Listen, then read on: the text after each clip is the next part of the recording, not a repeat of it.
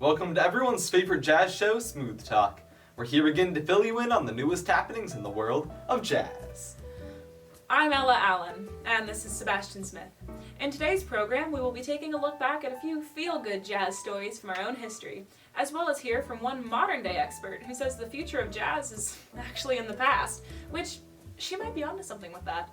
And there's going to be an original album released this year by none other than the legendary saxophone player John Coltrane. John Coltrane was a seriously good saxophone player, but I always thought his ensembles could use a bit more clarinet.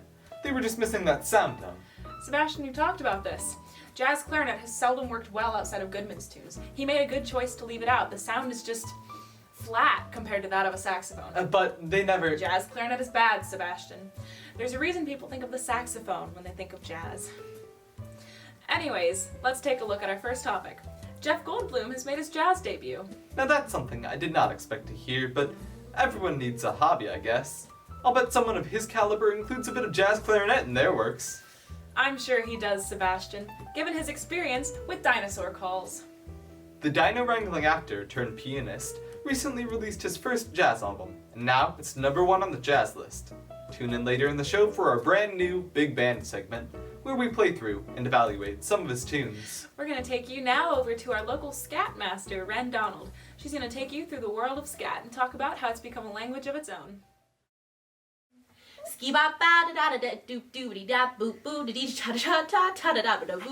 got to use real words. Nobody knows what you're saying. No, it has not become its own language. There's no words. Cut it. Go back to Ellen Sebastian. Wow.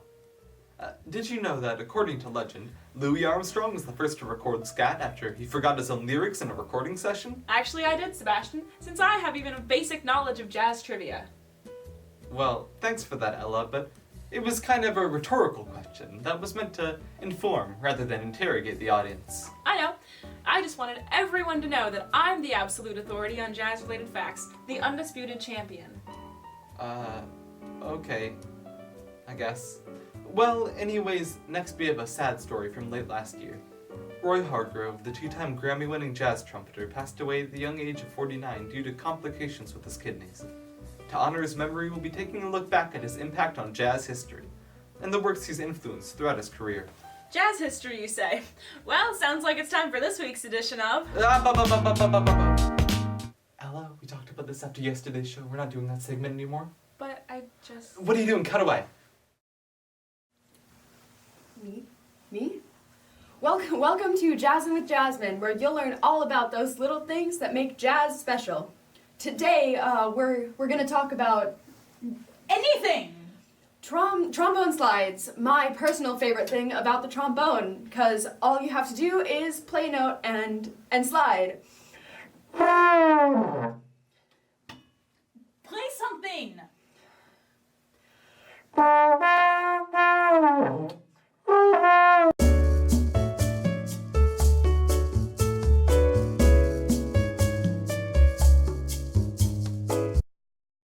Sorry about the confusion, everyone. We had a slight mix-up with our program. I've been assured we'll now be back on schedule. Don't go anywhere. We've got the rest of your daily jazz briefing after these short messages.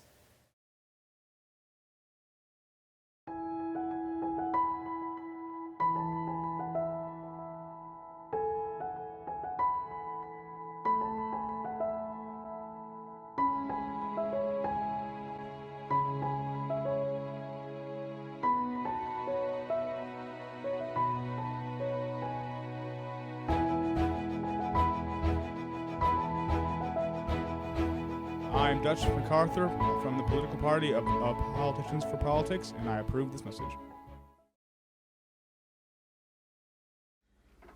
So why is it you married my brother exactly? His handsome good looks. What about your boyfriend? How does he feel about that? Hold on, I'll tell him. Sorry. Don't you dare! I give him! It's yours! No, it's mine! Mine! Surrender!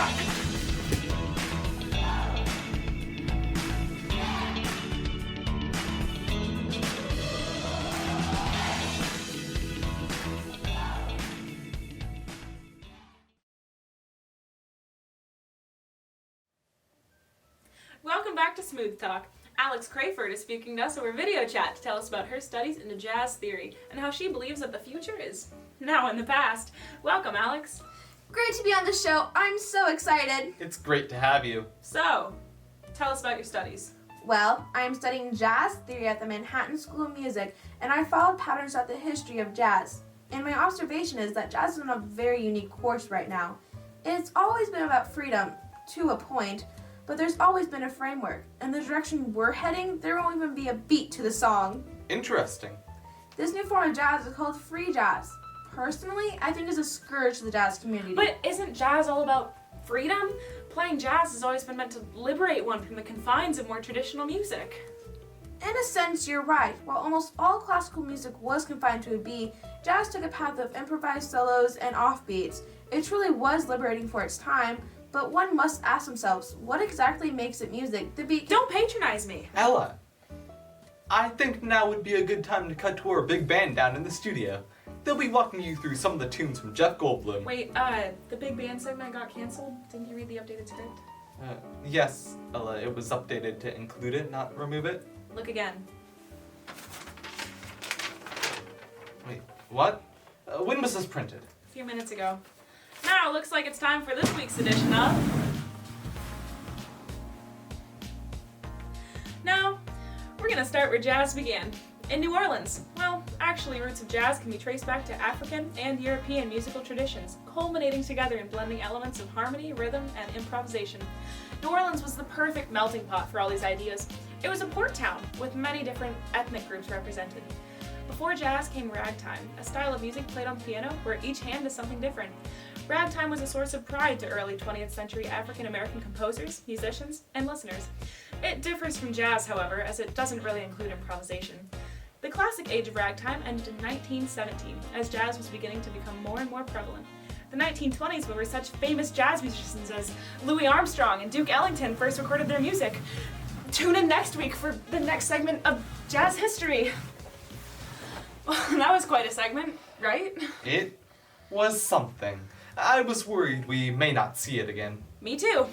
Now I believe we have one more to finish off the evening. That's right, Ella, but it's more of a reprise. Our producers have been working non-stop through the entire program today to convince Ren to do her actual segment instead of the exhibition we had earlier. We'll send you now back to Ren, who's anxiously waiting to tell you all about the world of scat. Hello everyone, I'm Ren Donald and I'm here to tell you about the wonderful world of scat. Scatting is a combination of syllables and sounds that can be sung in the place of words. And ooh, does it sound great. Let me give you a little taste of what scat kind of sounds like. Okay. Doop dap dee da ba ba doop dap beep da ba da ba da. Just like that, you can improv any piece with a little dee da da dee da da ba ba dee da da ba ba scoop da ba dee da da ba ski ba ba dee do do do do dee ba ba ba Ren. ski ba ba ba dee do do do do da dee da da ba da ba da da da scoot da da da scoot da da da. All right, cut it. That's all I can take. Send it back for the outro. Yeah.